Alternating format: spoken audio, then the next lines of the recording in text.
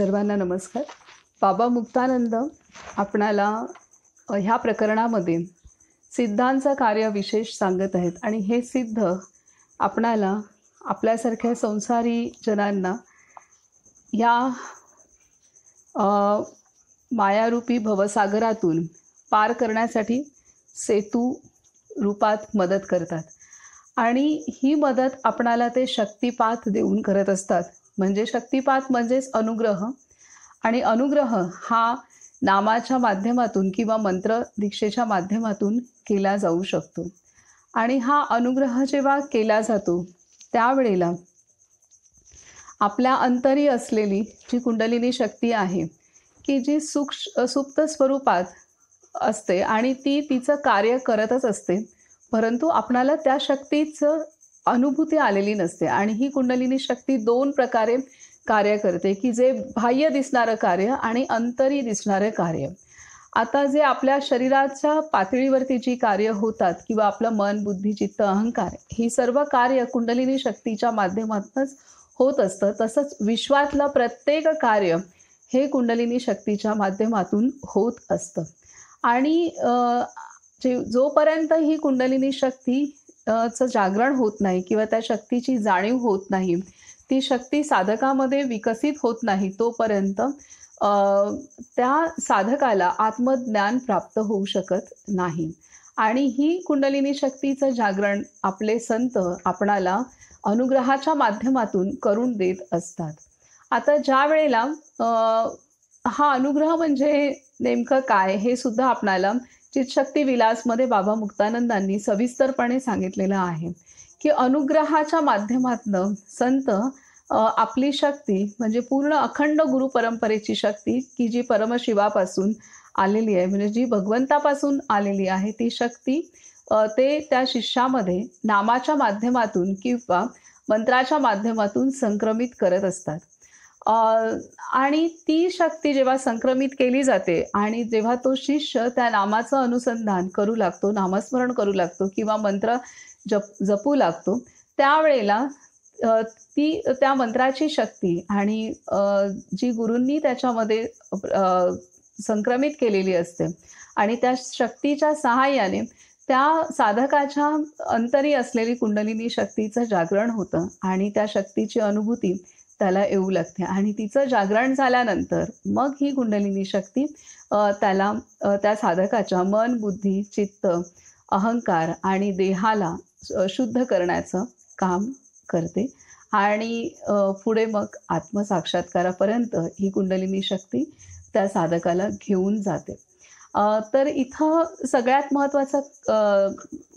सर्वात महत्त्वाची गोष्ट म्हणजे आपले जे सर्व संत आहेत ते सर्व संत त्यांच्यामध्ये हे शक्तीचं जागरण करण्याचं सामर्थ्य आलेलं असतं. म्हणजे त्या आपण चितशक्ती विलासमध्ये पाहिलेलं आहे की बाबा मुक्तानंदांनी जी साधना केली तर त्या साधनेच्या माध्यमातून त्यांना सर्व चारही शरीरांचं अनुभूती आलेली आहे. आणि त्यानंतर त्यांना जो नीलबिंदू आहे की जे आत्मसाक्षात्कार तो झाला आणि त्यानंतर त्यांना त्यांच्याच आत्म्याच्या स्थायी त्यांना विश्वरूप दर्शन झालेलं आहे, संपूर्ण विश्वाचं दर्शन. आणि तेच परमात्मा स्वरूप, त्यांचा आत्मा परमात्म स्वरूप झाला की आणि त्यांच्यामध्ये ते सामर्थ्य प्राप्त झालं की ते दीक्षा देऊ शकतात. आणि त्यांच्या संपर्कात येणाऱ्या प्रत्येक साधकामध्ये त्या शक्तीचं जागरण करण्याचं सामर्थ्य त्यांच्यामध्ये प्राप्त झालेलं आहे. आणि असंच सामर्थ्य आपल्या सर्व संतांमध्ये असतं. आणि त्या संतांच्या समाधीच्या जवळ जो अनुग्रह दिला जातो त्याजवळ संतांचे जे फोटो आहेत त्या माध्यमातून पण शक्तीचं जागरण आपलं होत असतं. तर अशा पद्धतीने ह्या संतांमध्ये ती शक्ती असते.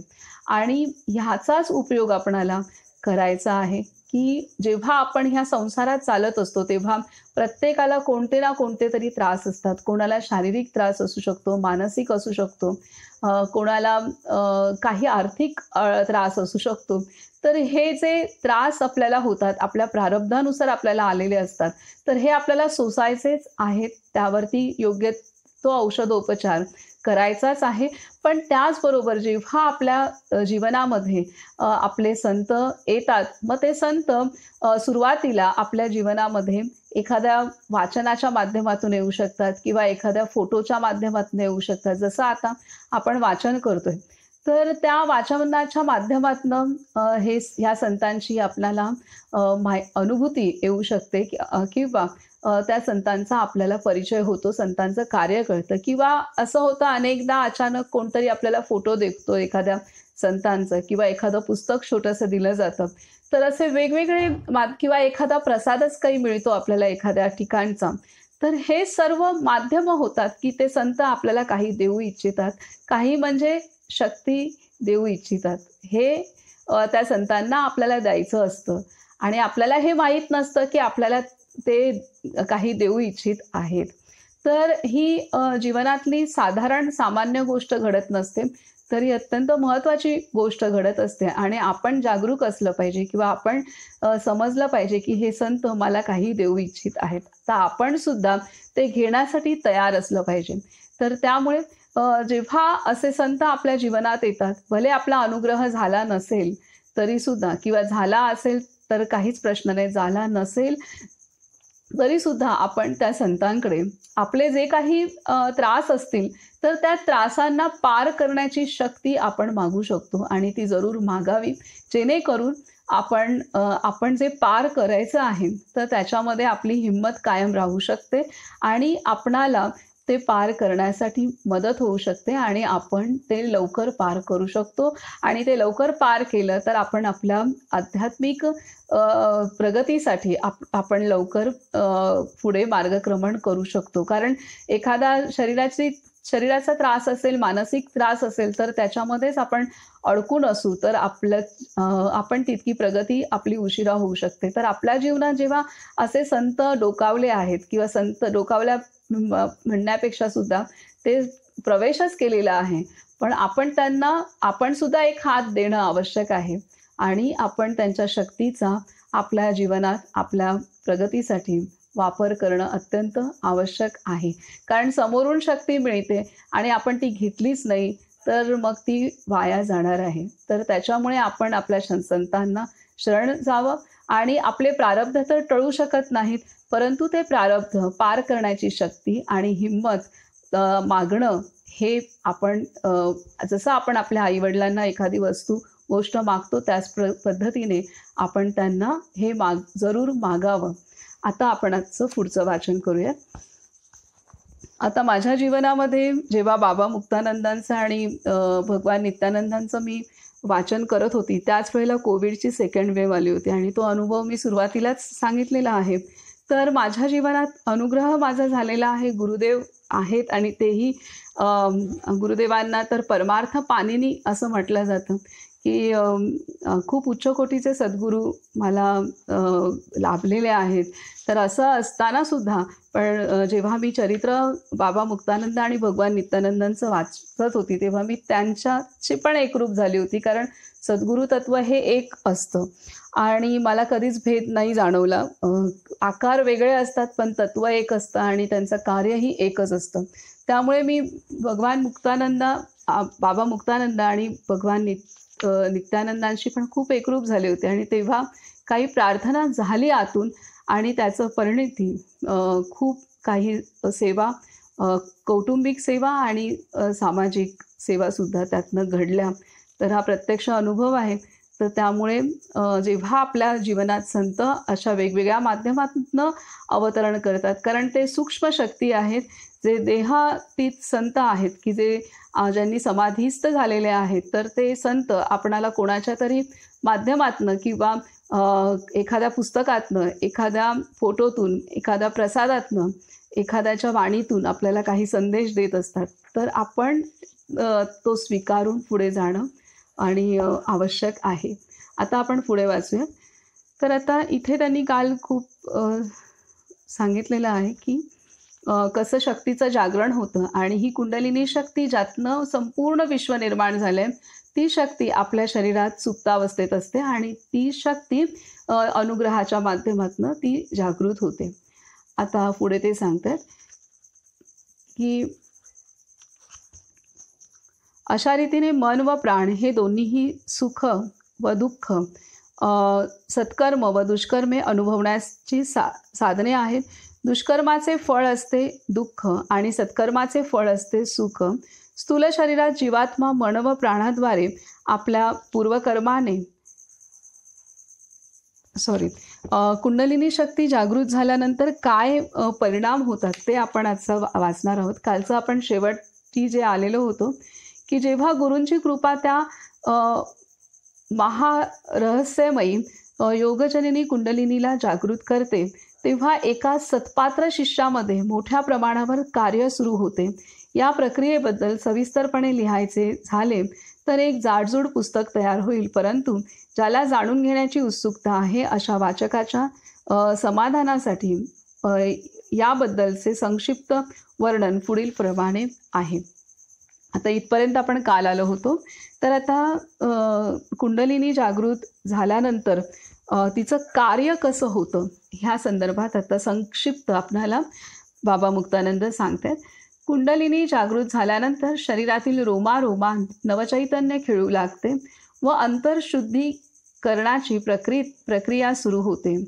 सुरुवातीला अनावर झोप येणे, कंप होणे, घाम येणे, विजेचा झटका बसल्याप्रमाणे संवेदना होणे, प्रचंड उष्णता, आत्यंतिक आनंदाचे भाव, शारीरिक आसने आपोआप होणे आणि मग समाधीप्रमाणे गाढ ध्यानाची अवस्था अनुभवणे या गोष्टी होऊ लागतात.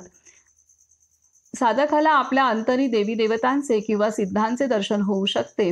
त्याला स्वर्गलोक किंवा पितृलोकाची अनुभूती होऊ शकते. ध्यानाच्या वेळी किंवा अगदी जागृत अवस्थेत सुद्धा त्याला प्रकाश दिसू शकतो अथवा अंतरसंगीत ऐकू येऊ शकते. सूक्ष्म शरीरातील मध्यनाडीत म्हणजेच सुषुम्ना नाडीत मेरुदंडाच्या मुळाशी असलेल्या मूलाधारापासून ते मस्तकापर्यंत ऊर्ध्व भागात असलेल्या सहस्रारापर्यंत 6 चक्रे असतात. कुंडलिनी जागृत झाल्यावर या चक्रांची शुद्धीकरण प्रक्रिया आरंभ होते. शरीरातील सर्व रस नवचैतन्याने भरून जातात. प्राण आणि अपान समान होतात व आपोआपच कुंभक होऊ लागतो. अज्ञानाची गाठ सुटते व जीवभावाचा भ्रम नाहीसा होतो. सर्व संदेह नष्ट होतात आणि आत्मा व परमात्म्याचे ऐक्य वास्तव्यात अनुभवास येते. अखेरीस कर्मशक्ती दुर्बल होते आणि याच जीवनात मुक्ती प्राप्त होते. तर अशा रीतीने कुंडलिनी जागृत झाल्यानंतर प्रथम रोमरोमात नवचैतन्य खेळू लागते व अंतर्शुद्धीकरणाची प्रक्रिया सुरू होते. तर यामध्ये इथे जेव्हा जागरण होतं तेव्हा प्रत्येक पेशीमध्ये त्या शक्तीचा प्रवाहन होतं आणि प्रत्येक पेशी ही शुद्ध होते, तिच्यातील दोष दूर होतात. त्यामुळे शरीराच्या पातळीवरची काही लक्षणं आपणाला तिथं दिसतात की काही उष्णता जाणवेल किंवा काही स्पंदनं जाणवेल किंवा काही हालचाली जाणवतील. तर अशा वेगळी लक्षणं आपल्याला तिथं शरीराच्या पातळीवरती दिसत असतात. आणि त्याचप्रमाणे आपण श्वासावरती पण बदल होतो की आपोआप आपला श्वासाची जी श्वास घेण्याची जी पद्धत आहे ती सुद्धा सूक्ष्म खोल होते आणि सहज प्राणायाम होऊ लागतो. म्हणजे प्राणायाम न शिकताही आपला प्राणायाम होऊ लागतो. त्यानंतर आपलं आसन जे आहे आसन स्थिर होऊ लागतं. आपण जे बसतो आणि आसन स्थिर होऊ लागतं आणि बाबा मुक्तानंदांसारखे किंवा अजून काही उच्च साधक असतील तर त्यांची आसनं पण वेगवेगळ्या प्रकारची आसनं त्यांची आपोआप होतात. तर अशा पद्धतीने शरीराच्या पातळीवरती त्यानंतर श्वासावरती बदल होतो की आपणहून प्राणायाम होतो, आपणहून कुंभक होतो, आपणहून श्वास दीर्घ होतो आणि विविध प्रकारची आसनं होतात किंवा आपलं जे आसन आहे ते आसन आपलं दृढ होतं. म्हणजे एकाच स्थितीमध्ये आपण जास्त वेळ एकाग्रतेने बसू शकतो अशी क्षमता आपल्याला प्राप्त होते.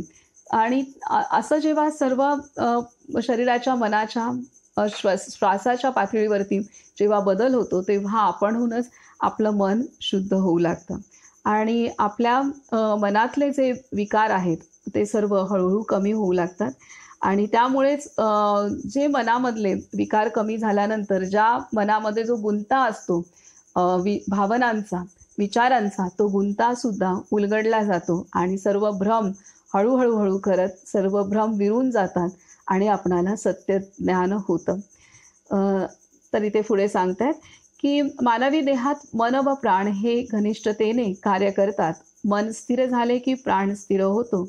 मन आणि प्राण यांच्यात संतुलन झाले की सर्व काही सुसंगत रीतीने चालू राहते. या सुसंगत स्थितीवर जेव्हा चेतन आत्म्याचे प्रतिबिंब पडते, तेव्हा साधक आपली दैनिक कार्य करत असताना देखील आत्मज्ञानाच्या स्थितीत असतो. अशा रीतीने मन व प्राण हे दोन्हीही सुख व दुःख, सत्कर्म व दुष्कर्मे अनुभवण्याची साधने आहेत. दुष्कर्माचे फळ असते दुःख आणि सत्कर्माचे फळ असते सुख. स्थूल शरीरात जीवात्मा मन व प्राणाद्वारे आपल्या पूर्वकर्माचे परिणाम भोगतो. मन व प्राण स्थिर झाल्यावरच पूर्ण आनंदाची अनुभूती होऊ शकते. कुंडलिनी जागृतीनंतर प्राण व अपान सम झाल्यावर मन पूर्णतः शुद्ध व एकाग्र होते. एकाग्र मन समाधीची अनुभूती प्रदान करते. समाधीच्या अनुभवाने विरक्ती येते. मग मन अगदी स्वाभाविकपणे स्थिर आणि विचारमुक्त होते. असे घडल्यावर अनुभवातीत अवस्था प्राप्त होते. त्यानंतर साधक शुद्ध आनंदाची सर्वव्यापी स्थिती अनुभवतो. त्या परमानंदात तो विलीन होतो आणि परिपूर्ण होतो. ही परिपूर्णता म्हणजेच मोक्ष होय. हाच आत्मसाक्षात्कार होय. हेच आत्मज्ञान होय. तर अशा रीतीने मन शरीर स्थिर होतं, प्रत्येक पेशी शुद्ध होते, मन शांत होतं, प्राणायाम साधू लागतो, प्राण पण सुसंगत होतो आणि असं झाल्यानंतर आपल्या मनाची शुद्धी होते आणि मन, बुद्धी, चित्त, अहंकार हे शुद्ध जसं होतं तसं आपल्या अंतरी असणाऱ्या चेतनेशी हे मन जोडलं जातं आणि त्यानंतर आत्मज्ञान प्राप्त होऊ लागतं. खरी शांती, खरं सुख, खरं ज्ञान हे तो साधक अनुभवू लागतो.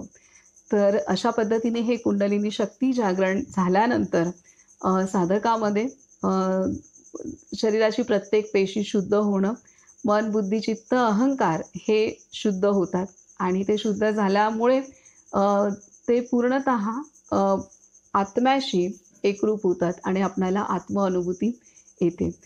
पुढे ते सांगतात की आत्मज्ञान हे कुंडलिनी जागृतीने प्राप्त होते. ही जागृती म्हणजे गुरुकृपेचा महाप्रसाद आहे. गुरूंचा प्रसाद हा अपार, अनंत व असीम असतो.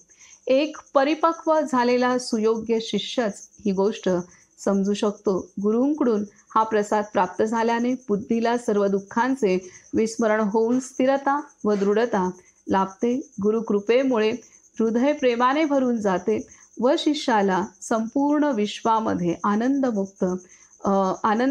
आनंदामृत व्याप्त असल्याची अनुभूती येते.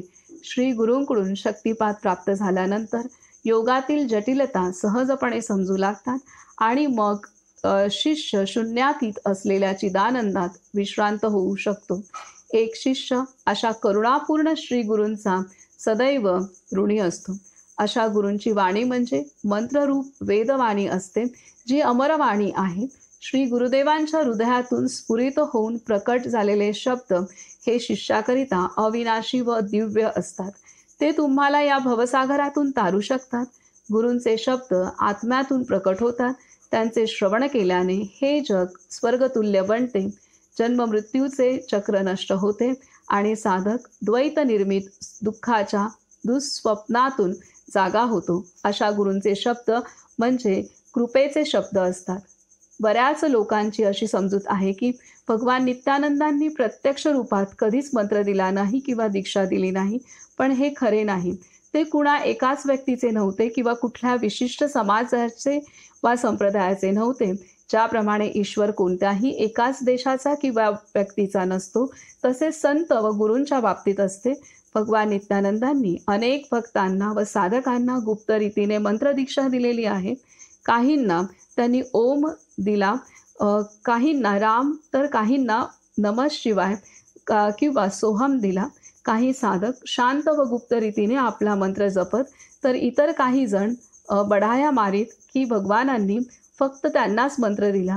ज्या कुणाला भगवानांकडून मंत्र मिळाला आणि त्याने त्या प्रसादाचे महात्म्य जाणून ते गुपित ठेवले, त्यांना शेवटी काही ना काही प्राप्ती अवश्य झाली.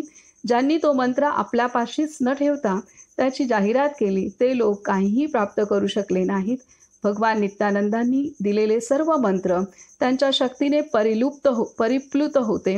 ते म्हणत, मंत्र जरी वेगवेगळे असले तरी त्यांमध्ये व्याप्त असलेली चैतन्य शक्ती एकच आहे.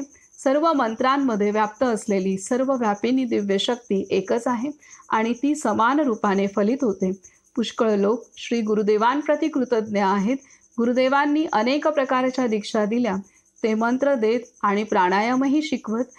त्यांचे हजारो भक्त आहेत. काही जण आपला भक्तिभाव गुप्त ठेवतात तर काही जण तो प्रकट करतात. तर इथे भगवान नित्यानंदांनी कसे अनेक साधकांना मंत्रदीक्षा दिलेली आहे. त्यामध्ये वेगवेगळ्या प्रकारचे मंत्र पण वेगवेगळ्या साधकांना त्यांच्या प्रकृतीनुसार त्यांच्या पिंडानुसार दिलेले आहेत. पण ते सांगतात की प्रत्येक मंत्रामध्ये त्यांची तीच शक्ती समाविष्ट आहे.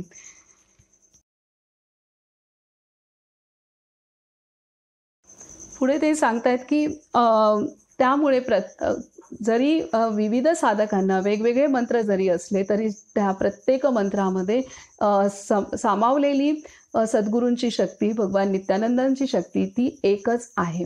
त्यामुळे प्रत्येकाला ते अनुभूती ह्या येणारच आहेत. आणि इथं जेव्हा कुंडलिनी शक्तीचं जागरण होतं तेव्हा आपणाला आत्मज्ञान होतं. म्हणजे आपल्याच अंतरी असलेलं आपलं खरं स्वरूप जे आहे की मी मन नाही, मी शरीर नाही, मी बुद्धी नाही, मी अहंकार नाही, तर मी चेतना आहे आणि ती चेतना ही भगवंताची आहे. तर हे ज्ञान आपल्याला होतं आणि ही चेतना जो भगवंताचा अंश माझ्यामध्ये आहे तोच अंश सर्वांमध्ये आहे. तोच अंश सर्वांमध्ये आहे. मग तो प्राण्यात किंवा पशूंमध्ये, पक्ष्यांमध्ये, प्रत्येक निसर्गातल्या घटकामध्ये, मानवासहित सर्व घटकांमध्ये तो अंश आहे. अगदी आपल्या 5 तत्वांनी नटलेल्या सर्व सृष्टीमध्ये तो अंश आहे. तर हे बाहेर पण बघताना आपली दृष्टी ही आत्मरूप होते आणि त्यामुळे जो भेद असतो तो निघून जातो आणि त्यामुळे आपण ह्याच देहामध्ये आणि हेच मन असताना आणि हेच कुटुंब असेल आणि हेच घर असेल, हेच जीवन असेल, हेच शिक्षण असेल असं असताना किंवा आत्ता ज्या परिस्थितीतून जातोय त्या परिस्थिती जरी आपल्या जीवनात असतील तरी सुद्धा आपण मुक्त अवस्था अनुभवतो. कारण आपली दृष्टी सम होते की जे माझ्या अंतरी आहे तेच या विश्वामध्ये आहे आणि ते सर्व काही भगवत स्वरूप आहे.